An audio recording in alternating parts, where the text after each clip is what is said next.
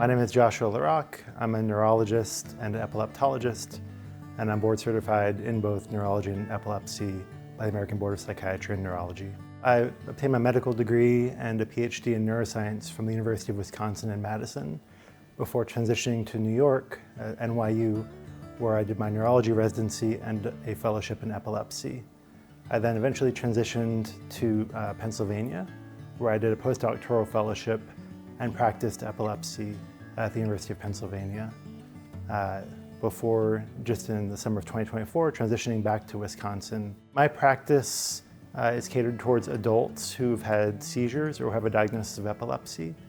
So that means anyone who's had events concerning for seizure or seizures who's over the age of 18. So in addition to my clinical practice, I'm very active in research. Most of my research focuses on two topics.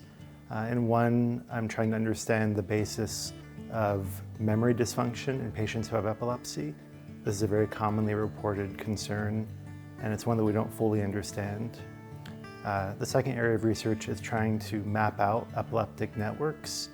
And this is important because for people who have seizures that don't respond to medications, we can often offer things like a surgery with the aim of actually curing their seizures. But it's only possible if we can understand the networks that are creating those seizures. My goal as a doctor and as a neurologist is to first understand what the patient is concerned about. Sometimes that can be something simple, like I just want my seizures to stop.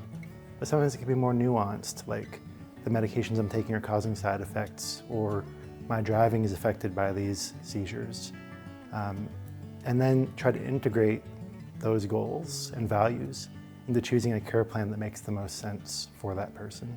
I really enjoy talking with people, honestly. Obviously I'm there to do my job as a doctor and neurologist, but it's interesting and fun to meet new people. And it's a privileged position I have to be able to talk to them about something that's incredibly central to their health and to hopefully be able to help them with this problem. And so I really enjoyed both the conversations and interactions, but also the privilege of potentially being able to help them move forward and move beyond these problems.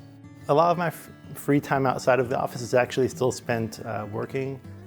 Research ends up taking up a lot of my time outside of the office as well, and it's something that I enjoy doing. Besides that, the usual hobbies of cooking, trying to get some exercise now and then, traveling when we can.